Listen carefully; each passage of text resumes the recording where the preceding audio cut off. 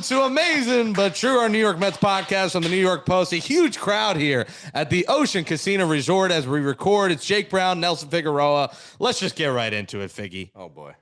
I haven't been pissed off about this team in a long time. In fact, this has probably been the greatest season of my lifetime. 98 wins as they end the weekend. But unfortunately, they're in second place. The Atlanta Braves spanked them in the ass until it was red. They took out the belt and they spanked them. Where do you normally get spanked? It was a disgrace what happened in Atlanta this weekend.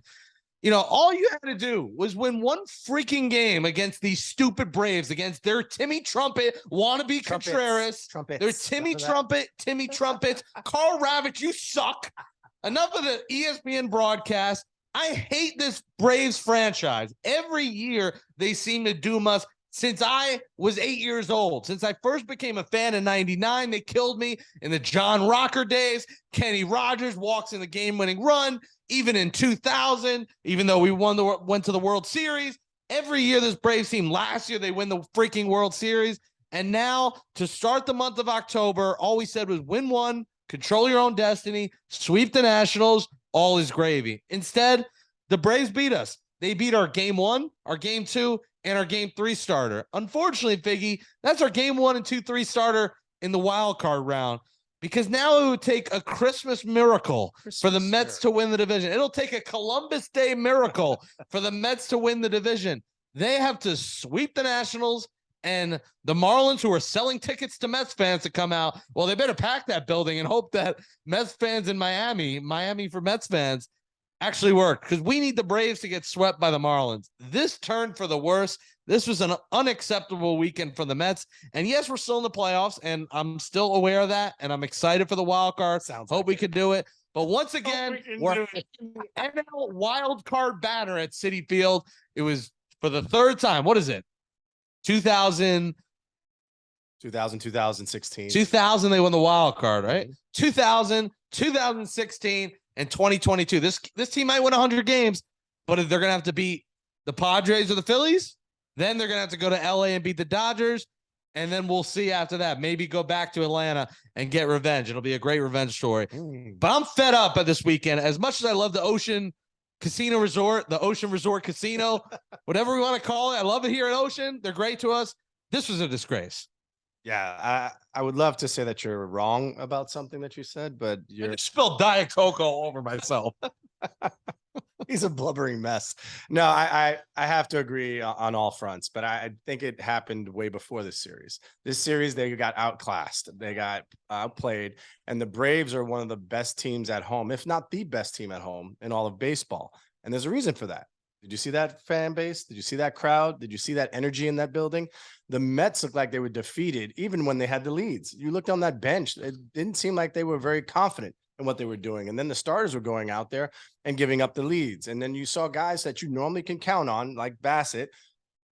3 walks is all the Mets starters gave up, but they did give up 6 home runs. So they tried to challenge them in challenge counts, and it bit them in the ass. DeGrom punches out 11, but gives up 3 runs. That's normally good enough to win, but it's not good enough to win playoff caliber baseball if you don't score 3 runs to tie the game. That's been the problem with this Mets team, is not only did the starters not show up, but this offense. You're talking about 2 runs a game, other than today, which was 3. And that to me is inexcusable as well. They had opportunities. They had chances. They couldn't capitalize on it. Charlie Morton was against the ropes as well. 1st and 3rd, nobody out, and he got out of it. He made big pitches and then continued to make big pitches. So I think all in all, yes, you're probably looking at the wild card. I still have a silver lining for you. I know you hate when I talk about it this way. The Dodgers are going to get 5 days off. They're going to be sitting back and watching some baseball, getting some rest. I understand that. You get some rest and you get that big of a break. It might take a little bit. It might be a little bit of rust. It might be a chance for the Mets to pounce on them and continue to beat up on them. But it's going to take them handling business the right way. Starling Marte missing in this lineup, as you can see, is a huge game changer for this lineup. I'm looking for something to throw. I was looking for an empty water bottle or something I could toss. The wild card is great and all, and I still predict the Mets are winning the World Series, and they are probably going to win 100 games. But man, just this stupid tomahawk chop mother Remember- effers one time. Remember the Nationals? They were the wild card and they won the World Series. Oh my God. I mean, it's possible. something about this stupid they've been dooming us since the Reagan presidency. Was he even ever president? What year was he president? I don't even know. In the 80s. In the 80s. What was that before you were born or no? Yes. Right around. Okay. Who's in the 90s? It's since Clinton. Since Clinton and whoever was in the White House with them. God, you're not a health history major. Yeah, I wasn't good at history. I was a math guy, but I mean, yeah, a math guy. Hearts, are you listening to this? You enter this series, Figgy, and I'm good at mental math. My mom's a math teacher. So wait, I'll give you math. Here's some simple math. You're gonna say you should have beat the Pirates. You should have bit this team. Bit. We're biting and we're spanking. Everything's happening.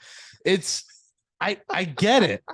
But all I asked for was one win. I really was confident they were winning this series with DeGrom, Scherzer, Bassett. You're like, all right, you're winning 2 out of 3. Yes. Fried beat him, Wright beat him, and Charlie mother effing Morton beat him. He just got an extension. He was feeling good. 2 runs, 3 runs. As much as people you saw on Twitter, people hating on DeGrom, people hating on Scherzer. Oh, DeGrom, I've had enough of him. I'm not bringing it back. He struck at 11, had a good start.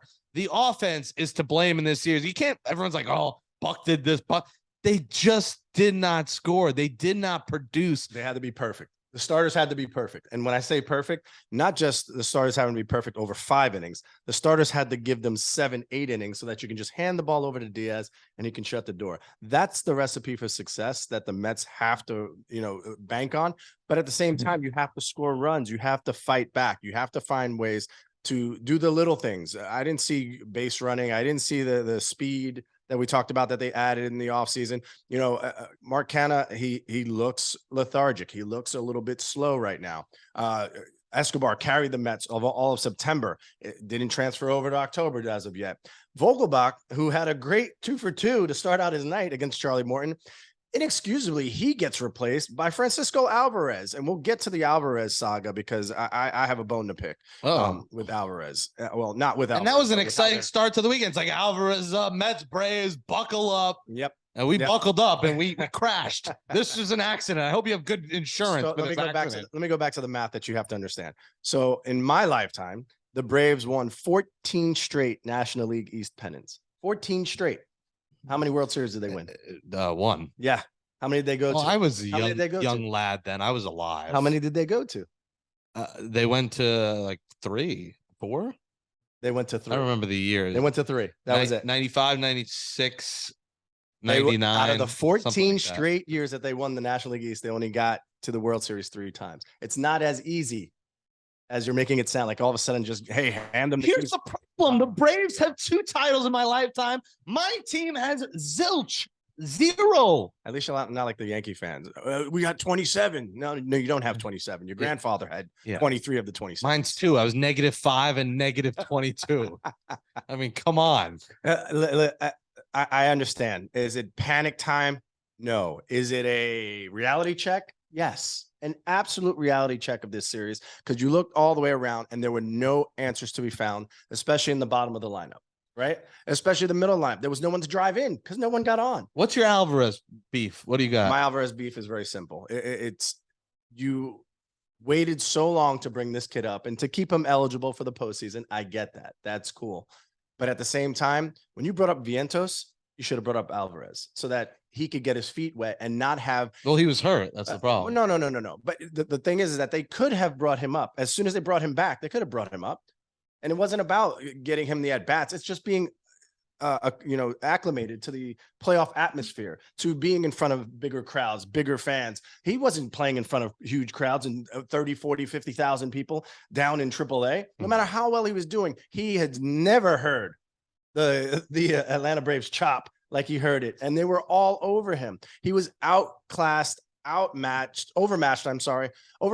His at bats, just you could see him smiling sheepishly because he missed pitches that he could have gotten to. But here's the difference between the big leagues and the minor leagues: you don't get a second chance to get that pitch again, and he didn't capitalize on the pitches that he could hit. He swung and missed at, he had 3 strikeouts in the 8 at bats, but he just looked overmatched. His last at bat was a little bit better, but it takes some acclimation. It takes some time. So if you thought he was going to be a factor, you brought him up, even if it was in a rehab kind of thing where he gets to just hang out and be around just the crowd, the fans, being around his teammates so they could talk him through the mental side of what to prepare for. You know how much he probably knew about Kenley Jansen? What he saw on MLB The Show. That's how much he knew about Kenley Jansen. We all knew he had the cutter. We all knew how nasty his stuff was, but he never in his wildest dreams thought he would be facing him with bases loaded in the 9th inning. That was not the time to keep him in the game, to hope that he could be the hero. Yeah, that was a mysterious move by Buck there. And then to pinch it with Naquin right after that, I'm like, I get it. You want to give him a challenge, but not in the weekend you need to beat the goddamn Braves. Everything about the franchise, their fans on Twitter suck.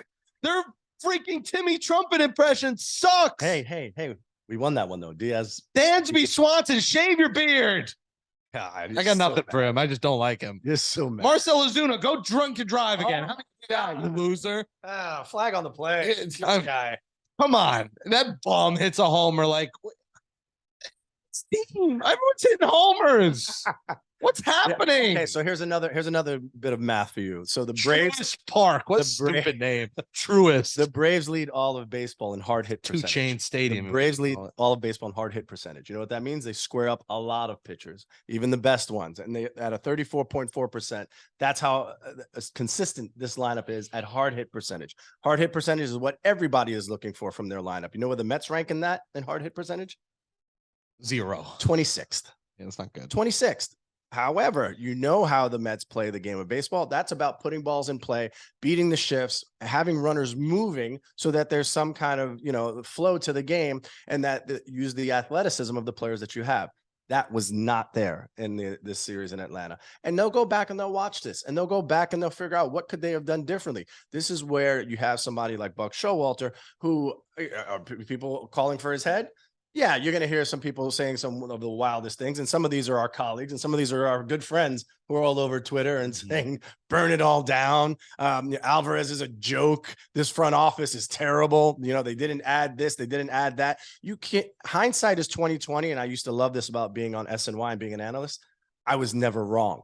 I can't be wrong because I'm talking about it after it's happening. While the moment that it's happening, when you think what you're looking for is those moments where, like, if Alvarez did come through, what do you say? His first hit was the biggest hit of the season. And I thought that was going to happen. I was excited for it. And everybody did. And everybody was hoping for that. Now, if you were really to play the percentages and just go by what the index card says, that's what we're used to seeing in those last 2 managers, right? The index card. So you're hoping that this leads to bigger and better things. Sometimes you lose the battle and you still can win the war, Jake. This is where experience and wisdom comes to play. I hate the Braves. Starling, save us. Starling, Marte, are you watching this? Save the Mets. Starling, come back, you jacked, handsome prince. You 6-pack chain-wearing, beautiful man. Save the Mets. Come back. Oh, games 1 through 3 will be at Citi Field Friday through Sunday. Oh, good. I didn't have any plans. Looks like I know where I'm going, huh? All right. So let's lay out the situation here. So the Mets, let's just say the division's over. Friday, Citi Field. I imagine you throw Jacob deGrom. That's another thing, Figgy. This blister. Mm-hmm. Is he going to be ready for Friday? His last few starts have been not unacceptable, but just not good. Not Jacob. The Oakland start's unacceptable, but he wasn't terrible against the Braves, dealing with the blister. Do you throw him out there? Because you're not throwing him out Wednesday. The only reason you throw him out Wednesday is the Marlins magically beat the Braves twice and you win twice, and then it all comes down to Wednesday. Those are 4:00 games Wednesday, I think, across the board. Yep. So we'll see how that plays out, but that's the only way you throw him out.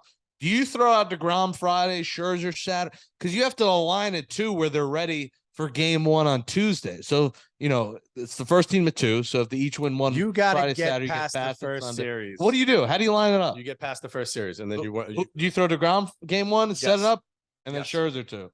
Yep, 1 and 2. Bam. So let's see, Saturday, Sunday, and Monday.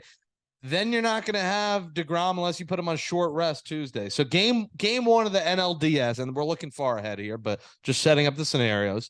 It's a 3-game series for the wild card, the first wild card. So you got to hope you win 1 and 2, and there's no Sunday. Correct. And then you're off Sunday. If not, you're in a tough situation where game 1 of the NLDS, you might have to throw a Taijuan Walker or Carlos Carrasco. No, I think you would. That's how it sets Yeah, up. if you had to go to Bassett game 3, but you're hoping you go 1-2, bam, you have the day off, and then Bassett opens up as your Well, say you don't. Say you don't. I mean, worst case scenario. You're screwed. You're in doo-doo. You're in deep doo-doo land.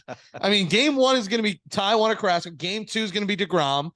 Then you assume game 3 is Scherzer. You get the day off for travel in between. Right.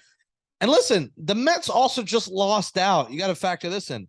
They're not going to have home field in the NLDS. They're going to not have home field in the NLCS. They're not going to have home field in the World Series. Yep.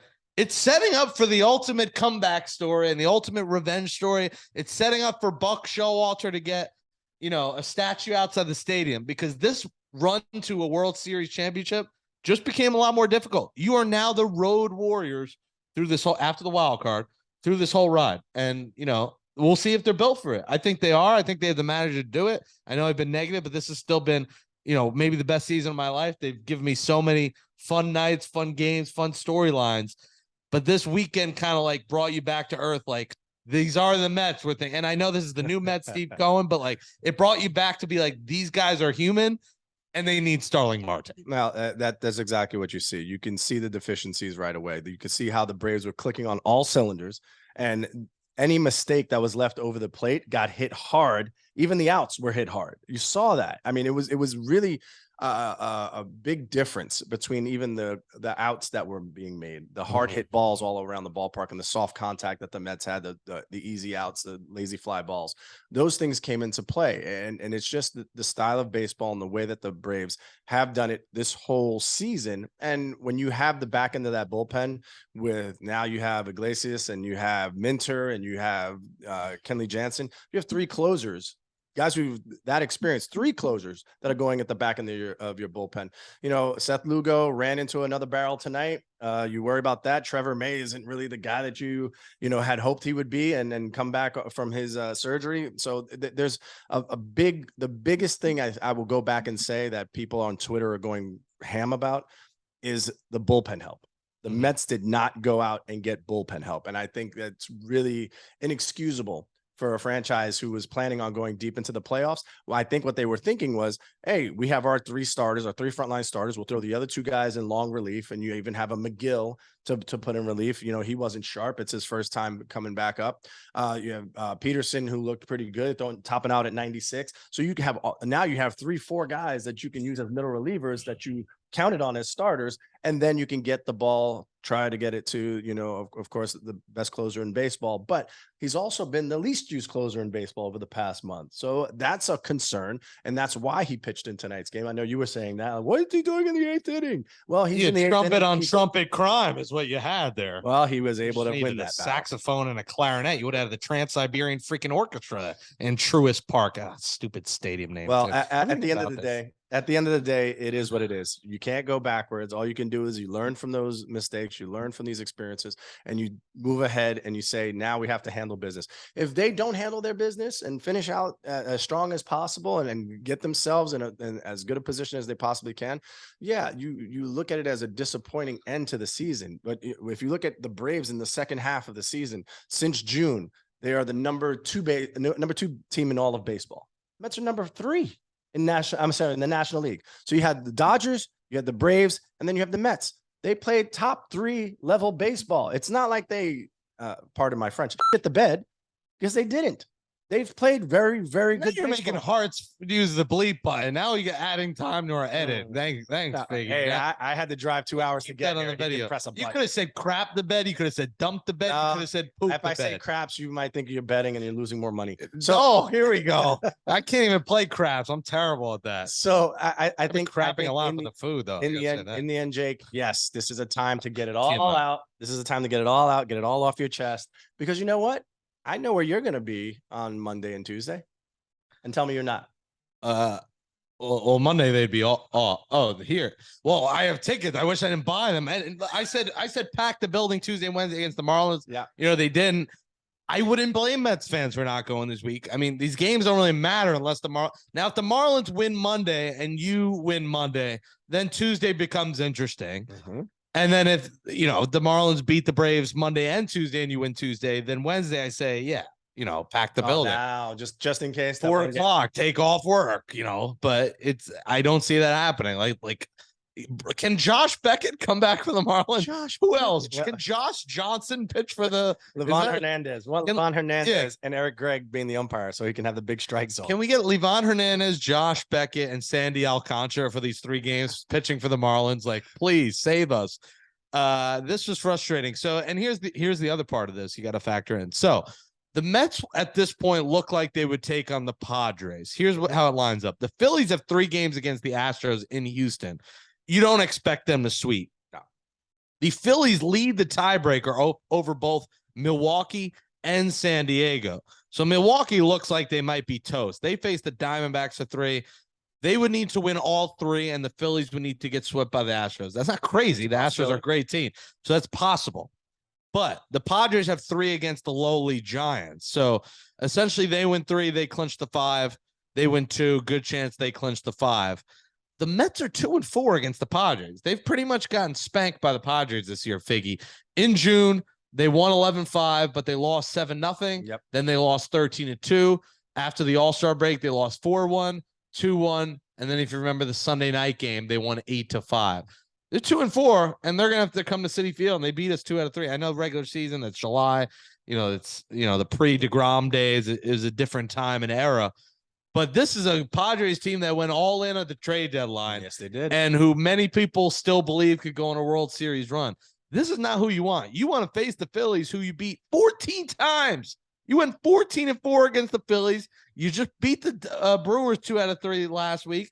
That's a team you could beat. But you're going to go up against the one team you haven't beat and who had a pretty good damn trade deadline. And if they end up losing, and I think they'll win, but if they lose to the Padres, you're going to hear it. You're going to hear, look what the Padres did at the trade deadline. Same thing and that look happened what the last Mets year did getting Naquin, Vogelback, and Michael Givens. Like, you saw it, Iglesias, Michael Givens. Iglesias, Michael Givens. I mean, you're talking about the 99 Yankees and the 62 Mets. Well, that was another thing, right? You saw that graphic during the broadcast about, I think there was 11 players that the Braves added to the World Series championship roster that wasn't on the team last year. You saw what the Mets did, and the Mets did, listen, they went early. They what was it, Cyber Monday, where they it was Black Friday and then the Cyber Monday where they went. And they got all 3 of those players. They got Marte, they got Canna, and they got on a Cyber Escobar. Monday. Is that November? Yeah. Okay. You don't remember that? Are you a big online shopper? ADD kicking in. You see that, Hearts? Even from there. You said Cyber Monday. So after the Mets did that, was there ability to do more? Of course there was. Was there things that they could have, would have, and should have done? Now, in hindsight, of course, you're going to say that. But this team, again, is winning 100 games. It's very difficult to sit there. Now it comes down to executing over these short series. And again, I think the Mets line up so well against anyone. They have to pitch better. They have to hit better. They have to play better baseball. They have played better baseball for the majority of the season. For 90% of the season, they have played better baseball. At least 90% of the season, they played better baseball than they played this weekend. What was the movie? Was it Billy Madison where he grabs the kid's face and squeezes it? You're going to be Starling Marte, and I'm going to squeeze your face, Figgy. What? Save us, Starling Marte. This is why you're not allowed around kids. That's a lot of thicker, hairy. Your beard is greasy. Do you use Beard like oil. lotion? I use oil. Ugh. All right. Duh. Well, anyway, save us, Starling. They miss this guy so much. Yes.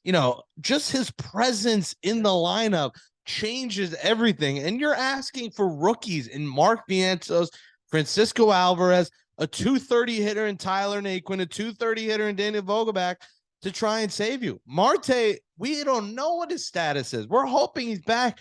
And the other part of this that, we're not factoring in is because they're playing, let me do the math here. 1 day earlier, Monday, Sunday, 4 days earlier. That's 4 less days for Starling Marte to grip a bat. Mm-hmm. You need him for this first round series against the Padres in the wild card. So that's 4 less days. The question is, will he come back? Does he play hurt? You got to factor in, does he make the wild card roster? If he's not able to play at all, you're not going to have him as a pinch runner with a hurt hand where he could hurt his hand again, sliding into second base. There was What do somebody you like do? that. Yeah, there was somebody like that when the Mets last went to the wild card in 2016. I can't remember who it was that they kept him off the roster, and everybody's like, "How are you keeping him off the roster? You need him. It's a one game." And it was like, they can't activate him. They don't want him to get. Well, that's further one injured. game versus three now. Right So now, thank now God it's three too, because if you throw DeGrom out there after he's been pitching, I mean, the Mets fans be in cardiac arrest. At least if you lose the first game, you can win the next two, and you're good. Yeah, and again, these series, these short series, it's such a. I mean, you're playing the best of the best. You're being focused on every little thing is known about you. The weaknesses are going to be exploited. There's usually not a lot of runs scored in these games, so you have to execute. You have to have top tier defense, and the Mets have done that all season long. They have gotten better in defense. They've got better at base running. They got better at everything, but a lot of that came in one package, and that was Starling Marte. So can they do it without him? Of course they can, but it makes it a lot easier. It makes the lineup a lot deeper. It makes the defense a lot stronger. You're not having Naquin in right field. You're not having, to worry about, who's going to run the bases, because when Marte gets on, it's a game changer as far as pitch selection, what that hitter's going to see. That hitter's probably going to see a lot of fastballs away, because guys don't want to try and block a ball and try to throw out Starling Marte at second base. And when he's on third base, they definitely don't want to try and block sliders in the dirt, because even if they do block it, he's quick enough to score anyway. So that kind of speed, that kind of, I would say, aggressiveness, aggressive base running, that's something that the Mets have kind of shied off of in this month of September. And I think it's something that they desperately need to see back. That's why you love Terrence Gore so much, because he is a game changer with his speed, but they don't have the ability to let him play and get 4 at bats.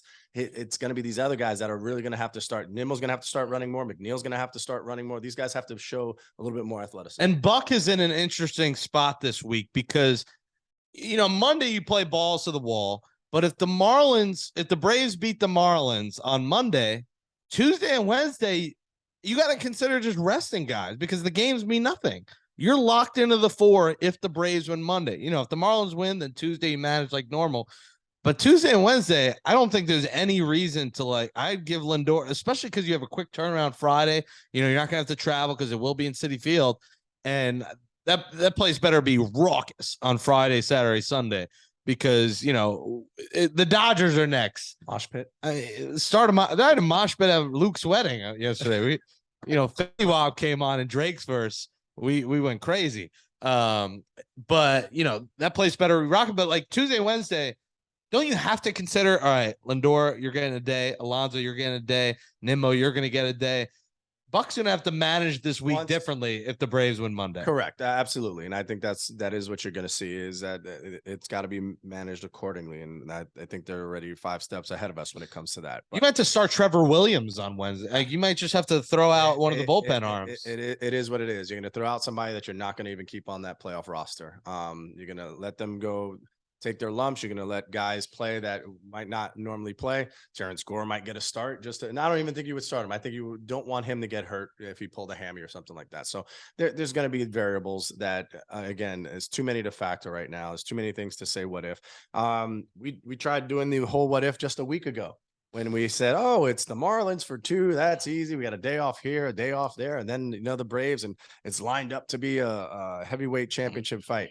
Well, you know what? They got sucker punched early and didn't understand how to keep up in the fight and go the distance. There is a reason that the games go 9 innings. You have to go the distance and find ways to get to their relief pitchers. Max Fried came out after 5 innings. So what happened the 6th, 7th, 8th, and 9th? I knew Kenley Jansen happened in the 9th. Bases were loaded. They had an opportunity. They didn't capitalize on it. So there is some fight in there still. But this was a series where, again, the reality check shows. The reality check of the deficiencies in this lineup or in this Mets team when they don't score 3 runs or more, 4 runs or more. I know their record is unbelievable. 3 runs or less, and you're looking at a team that sometimes just doesn't get it done.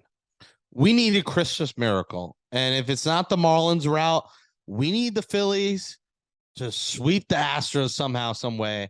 And we need the Giants to somehow, some way sweep the Padres, because I would feel my blood pressure would go a lot further down than it is now if we're facing the Phillies, because we're 14-4 against them. Yeah. I'm not worried about them. No. Bring Noah Syndergaard to Citi Field. See what happens. He'll probably find an excuse to play the next day. The next day will be on the golf course if it's against the Mets. So Figgy, please.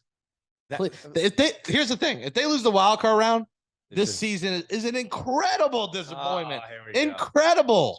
It is. It is. It will be. It will be. Again, you're looking at a chance. You have a chance to win 100 games. You have a chance to, I think they've done everything that they've set out to do, and then some. We talked about it. What was our preseason preview? How many wins did you say? I think I said, what I said, 97, I think. 97. You didn't go 97. I think I said 97. I didn't say 92. 92 would be a wild card. No, it's maybe. not. I don't know. It's the baseball. Oh, I guess we didn't think the Braves would be this good. 92, 93. And we also thought that we'd have to check the tape. It'll be more competitive. It would have been more competitive. The National League East. It wouldn't have been, what are the Nationals out? 43 and a half games.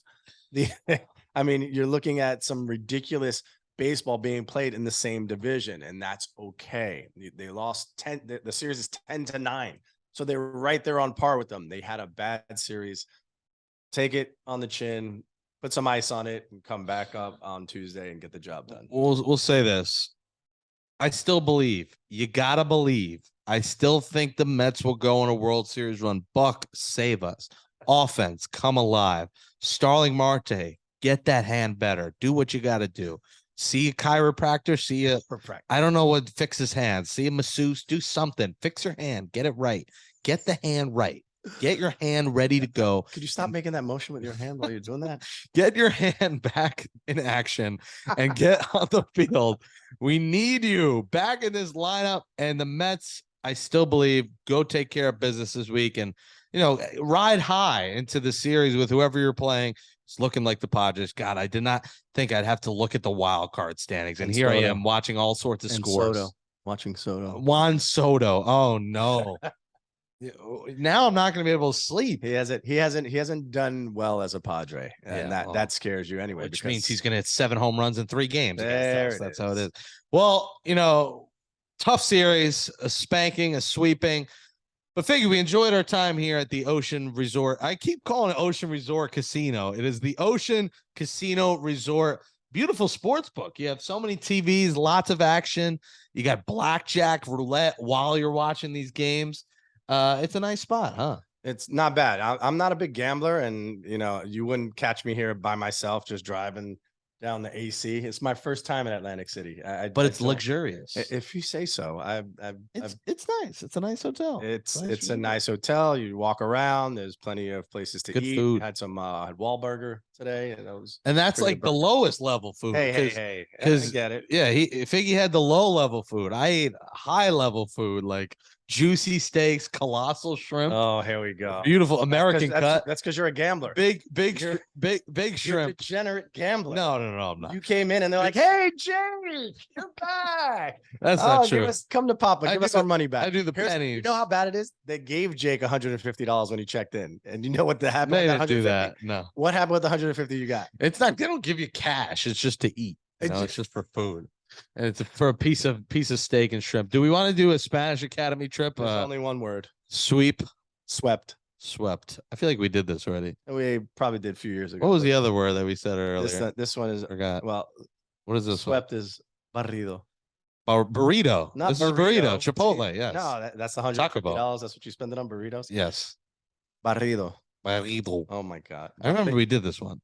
There's one other one we were talking about. Barrido. Hars is enjoying the Giants Bears game, and Giants are 3-1. The Jets are 2-2. Catch me happy. I hate the Braves.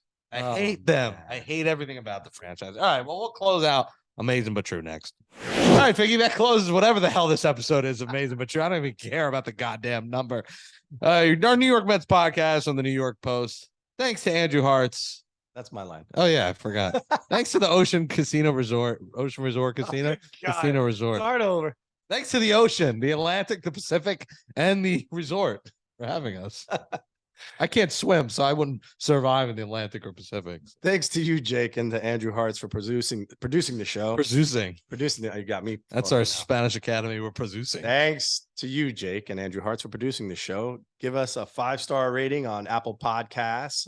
You can find us on Stitcher, Spotify, wherever you find your podcasts. Also on Twitter. Follow us on Twitter. I don't remember what we are. At Amazin But True, at Jake Brown Radio, at Figgie NY. I have nightmares to those lines. I have scripted them like no other. Well, we'll likely be back Thursday to preview the wild card round. Oh my God. Figgie, should we just close it out as usual? Let's see. We're in person for the first time in a while, so let's see if we could get this in unison. 3, 2, 1. Let's go, Mets. What was hard about that was perfectly in unison. Thanks, everybody, for coming. Woo! Thanks to Ocean for having us. Playoffs. Peace.